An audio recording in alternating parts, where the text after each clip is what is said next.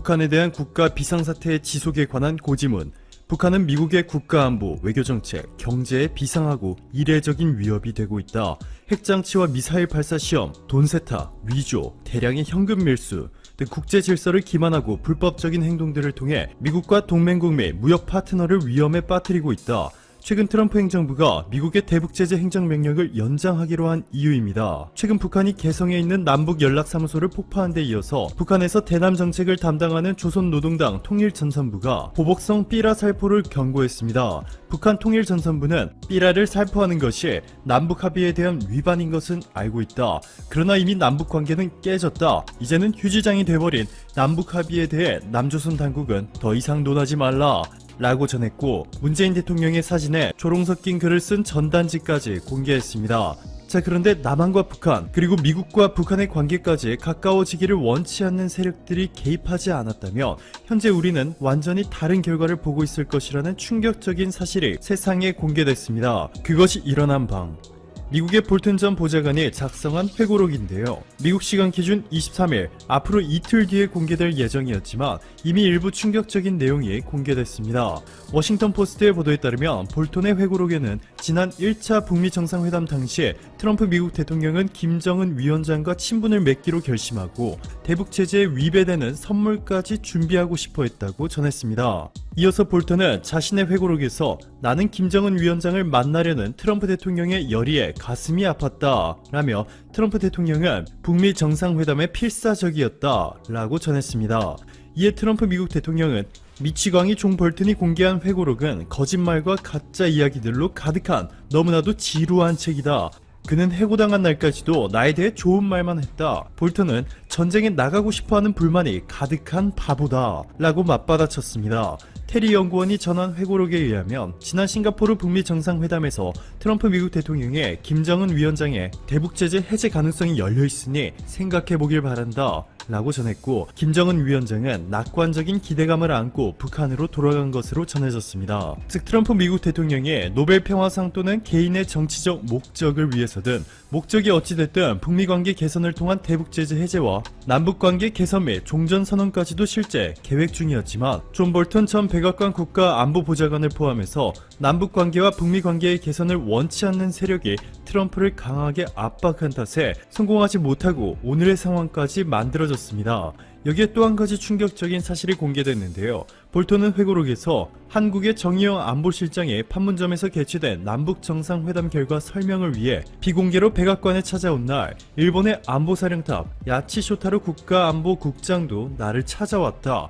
야치 국장은 일본이 남북정상회담의 전 과정을 얼마나 면밀하게 파악하고 있는지 보여줬다. 일본은 당시에 한국에서 뿜어져 나온 기쁨에 맞서려 했다. 남북관계가 개선되려 하자 굉장히 불편한 심기를 드러냈다 전했습니다. 일본이 남북관계 개선을 방해하기 위해 그동안 미국과 한국 사이에서 얼마나 회방을 놓았는지, 그리고 심지어는 미국 내에서조차도 트럼프의 파격적인 대북 완화 정책을 막기 위해 볼턴을 포함한 반대 세력들이 얼마나 압력을 가하고 있는지가 세상에 공개된 셈입니다. 송영길 더불어민주당 의원은 일본의 이러한 행태에 대해 역시 일본은 한반도의 평화와 남북 통일보다는 자신들의 이익을 위해 초실관 행동하고 있다는 것이 볼턴 전 백악관 국가안보보좌관이 쓴 회고록을 통해 다시 한번 확인됐다 라며 2차 세계대전 패망국인 일본이 한국전쟁을 통해 국가 재건의 기초를 마련한 것만 봐도 한반도의 평화는 일본의 이익과 서로 충돌된다는 것을 알 수 있다 전했습니다. 한국도 일본의 이러한 막무가내식 외교에 더 이상 참지 않겠다는 입장을 밝혔죠. 그동안 일본의 수출 규제와 관련해 한국이 대화로 풀자는 뜻을 셀 수 없이 밝혔지만 침묵과 무시로 일관하던 일본 정부가 최근 한국 대표부가 WTO와 일본 대표부에 보낸 패널 설치 요청서를 보더니 태도를 완전히 바꾸기 시작했습니다. 가지야마 히로시 일본 경제산업상 장관은 한국과 일본이 대화를 중단 없이 이어나가고 해결해야만 한다 라며 적극적인 대화의 의지를 드디어 밝힌 것이죠. 이유는 간단합니다. WTO의 관세 및 무역에 관한 일반 협정 가트 11조 1항에 따르면 WTO 회원국은 수출 금지 또는 수량을 제한하는 조치를 취할 수 없습니다. 일본의 대한국 수출 규제가 WTO의 가트 11조 1항에 위배되는 불법 행위인 것이 너무나도 명확한 가운데 그동안 6번이나 있었던 한국과 일본의 WTO 분쟁에서 한국이 6번 모두 승리해 일본이 국제적 망신을 당한 만큼 이번 한국 대표부의 WTO 제소가 일본 입장에서는 상당히 위협적인 상황입니다. 반면 이번 볼턴의 회고록 폭탄 발표로 현재 전세계 언론이 한국의 문재인 대통령을 다시 한번 극찬하고 있습니다. 보리스 존슨 영국 총리는 문재인 대통령이 북한을 고칠 수 있고 이란과 핵 협상까지 이끌어낼 수 있다면 노벨상을 받기에 버락 오바마보다 훨씬 더 충분한 조건을 갖췄다 라며 문재인 대통령의 노벨상 수상 가능성까지 언급했지만 트럼프 미국 대통령이 북미 정상회담 기간 동안 자신이 노벨상을 받아야 마땅하다 라고 끝없이 외치자 문재인 대통령은 트럼프가 노벨 평화상을 받아도 된다. 하지만 우리가 오직 바라는 것은 한반도의 평화다 라고 발언한 점을 집중 보도했습니다. 노벨 평화상을 받게 되면 900만 크로나 우리 돈으로 16억 원이 넘는 돈을 세금 없이 받게 될 뿐만 아니라 돈으로 환산할 수 없는 명예가 뒤따라오게 되는데 개인의 욕망을 과감히 포기한 지도자에 걸맞은 결단이었습니다. 오늘도 감사합니다. 최고로 멋진 하루. 지금까지 한국이나 미국 관계 혹은 미국이나 일본 사이에서 어떤 관계의 우위를 살필 일이 없었습니다만 외교가에서는 공공연하게 한국과 일본이 관여된 각종 사안에서 일본은 방해 공작을 해왔다는 것이 확인됐습니다. 그러나 그것이 노골적으로 드러나지 않았었고 지금까지 미국이 직접 나설 만한 문제는 없었습니다. 그런데 현재까지 드러난 외교적 정황을 살펴보면 한국과 미국 사이에 일본은 여러 차례 개입했었고 그런 것이 한국의 국익에 심각한 해악을 끼쳤을 수 있다는 정황이 드러나고 있는 상황입니다. 문제의 발단은 작년 수출 규제로 작년 7월에 전격 실시된 반도체 주요 물자의 수출 규제가 일어나자 한국은 소재, 부품, 장비에 엄청난 타격을 예상하여 일본에 즉각 중지하라는 강력 주장을 했지만 일본은 이미 수출 규제 시나리오에 대해서 오랫동안 염두에 뒀었기 때문에 한국과 관계가 끊어져도 어쩔 수 없다는 정도로 초강력 규제를 이어갑니다. 여기서 드디어 미국이 개입하는 국면이 처음으로 생깁니다. 한국은 유명희 산자부 통상본부장을 비롯해서 관련 인사가 미국 워싱턴 정가에 직접 날아갔고 그곳에서 미 상하의원들을 만나며 일본의 부당한 수출 규제와 적극적인 중재를 설득하고 있었습니다. 이 장면은 처음으로 한미일 관계에 있어서 중요한 국면을 맞는데 일본의 부당한 수출 규제를 미국이 완전히 알고 있고 과연 미국이 어떻게 반응할 것인가가 관건이었기 때문입니다. 당시 한미일 3국 의원회의 참석차 미국을 방문한 7명의 한국 대표단은 25일 미 의회 의원들과 연쇄 면담을 통해 일본의 한국 수출 규제 부당성을 적극 알렸습니다. 그러나 대체로 미 의원들은 일본의 조치가 자유무역 정신에 반한다는 방미단의 주장에 동조했지만 적극적 중재에 나서는 데는 선을 긋는 분위기였던 것으로 알려졌습니다. 의원들이 이렇게 반응한 이유는 양국의 요청이 있어야 한다는 것으로 사실상 일본 편을 들어준 것으로 봐야 한다는 것입니다.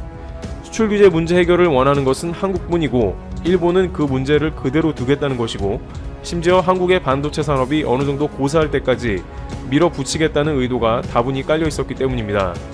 결과적으로 지나고 봤을 때 반도체 분야에서 한국이 빠른 속도로 일본 주요 물자를 대체한 데다가 일본 업체들도 생산 공장 자체를 한국으로 옮기는 극단적인 조치를 해서 큰 피해는 없었습니다만 당시엔 국가의 제1산업이 괴멸될 수도 있다는 우려도 등장하는 등 심각한 분위기가 감돌았기 때문에 한국은 적극적이었던 것입니다. 그러나 미국은 의외로 한국의 다양한 설득에 대해서 심드렁해하는 기색이 역력했던 것이죠. 이력에서는 과거 1907년에 헤이그 특사로 파견된 당시의 한국의 절박함과 비슷하다고도 전했습니다. 당시 고종은 제2회 만국평화회의에 특사를 파견해 을사늑약의 부당함을 전세계에 알리려고 도움을 청했고 러시아를 비롯해 미국, 영국, 프랑스, 독일 대표를 찾아갔지만 지원을 거부당하고 약소국의 서름을 겪었습니다. 무려 100년이 지난 지금이지만 똑같은 일이 반복되는 게 아닌가 하며 통탄을 금할 수 없다는 의견이 나온 것이죠. 물론 당시보다 한국은 비교할 수 없을 정도로 경제력과 국방력이 세계 최상위 수준에 가까워지고 있습니다만 여전히 외교의 뒷무대에서 이루어지는 그들만의 리그는 계속되고 있었고 극단적인 상황이 오게 된다면 한국은 반드시 먼저 희생당할 수밖에 없다는 힘의 논리를 뼈저리게 느끼는 상황이 되었던 것입니다. 여기에다 일본은 미국에 찾아가는 한국에 대해서 원색적인 비난을 퍼붓는 모습이 연출됩니다. 상케이는 당시 한국이 미국에 울며 매달리고 있다며 조롱하는 논조의 사설을 내보냈습니다. 상케이는 강경화 외교장관이 마이크 폼페이오 미국 국무장관과 전화통화를 해 일본을 비판하며 미국 기업에도 악영향을 미칠 것이라고 호소했다는 말에 귀를 의심했다며 미국에 울며 매달려 중재하게 할 생각이면 오해가 심하다고 보도했습니다. 그러면서 철회를 요구하려면 수출관리 체계를 먼저 개선하라는 억지 주장을 계속했습니다. 여기서 엿볼 수 있는 것은 일본의 이중적인 모습이 드러난 것으로 미국의 도움을 청하는 한국을 비난하면서도 자신들은 적극적으로 미국과 밀실해서 긴밀한 관계를 이어나가며 미국의 힘을 활용했다는 사실입니다. 최근 일본의 G7 관련 보도를 보면 일본은 그야말로 미국에 절대적으로 의지하는 모습이 나오고 있습니다. 요미우리 등 일본 매체에 따르면 일본은 한국이 G7에 추가 진출한다는 트럼프 대통령의 방안에 대해서 곧바로 반대 의사를 표명했다고 전했습니다. 그러고 나서 미국의 반응을 묻자 우리는 알 수가 없다. 트럼프 대통령이 알아서 결정할 일이라고 답했습니다. G7은 참여국이 모여 회의를 통해 전체가 만장일치로 결정하는 제도임에도 불구하고 한국이 입성한다는 이야기가 나오자마자 자신들이야말로 미국에 매달려서 반대했다는 것이 기가 막힌 것입니다. 또한 최근 WTO에 입후보한 한국의 후보에 대해서 자질이 의심된다고 이야기하며 미국에 또 의지하는 모습이 보입니다. 일본 언론은 WTO에서 미국이 일본에 대한 지지를 선명히 했다며 일제히 한국이 WTO 총장 후보를 낸 것을 비판했습니다. 또한 한국이 WTO에서 패널 설치를 요청한 것을 두고 미국이 반대한다며 미국을 적극 끌어들이는 것입니다. 일본 언론은 미국이 일본의 조치가 안보를 고려하고 있는 한 이 문제에 WTO에 의한 결정은 부적절하다고 일본 측의 주장에 찬성하는 의견을 표명했다는 것입니다.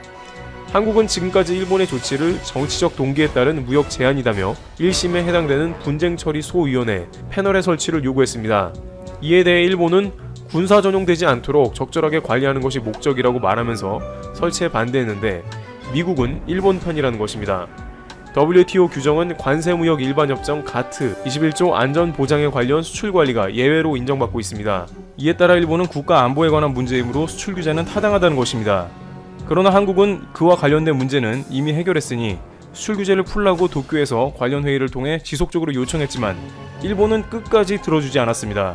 애초에 수출 규제를 해결할 생각이 전혀 없는 막무가내식으로 사실상 한국의 제안은 거들떠보지도 않은 것입니다.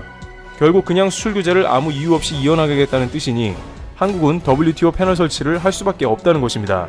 일본 매체에 따르면 미국은 WTO와는 다른 장소에서 문제를 해결하기 위해 한일 양국에 요청했다고 합니다. 그것이 불가능한 경우에는 WTO 사무총장 또는 제3국에 의한 조정을 모색해야 한다고 호소하면서 패널 설치에 부정적인 견해를 나타냈다는 것입니다. 다급하게 미국의 입장을 갑자기 강조하고 있습니다. WTO에 패널이 설치되면 WTO의 한국발 소송에서 패할 게 분명하니까 미국에 대신 힘을 써달라는 것입니다. 존 볼턴 전 국가안보보좌관 같이 일본의 호의적인 정치인을 중심으로 한국에 압력을 넣겠다는 것입니다. 지금까지 수출 규제 관련해서 거의 중재를 하지 않던 미국인데 반대로 한국이 WTO 수출 규제 제소를 하려고 하자 일본은 이를 막으려고 미국 카드를 꺼내드는 셈인 것입니다. 일본이 이렇게 급하게 미국까지 동원한 이유가 있습니다. 패널은 전체 회원국 지역이 반대하지 않으면 설치되기 때문에 한국이 제소를 철회하지 않는 한 설치될 전망입니다. 따라서 어찌 되었든 간에 일본은 이번 WTO 제소가 결국에는 패배로 가게 된다는 걸 알고 있다는 것이죠. 그러나 이렇게 한국이 국제무대에서 활약하는 주요 무대에서 미국까지 동원하여 발목을 잡던 일본의 활동에 대해서 미국도 예전보다는 많이 그 입장이 누그러졌다는 정황도 나옵니다. 왜냐하면 일본이 중요하긴 하지만 한국이 달라졌다는 것이죠. 이번 볼턴 회고록의 폭로로 인해서 미일 사이의 외교 관련 베일이 벗겨지면서 한국이 눈치를 채버린 것이 문제입니다. 일본에서는 이번 볼턴 회고록을 보면서 극찬의 기사가 계속해서 쏟아지고 있는 상황입니다.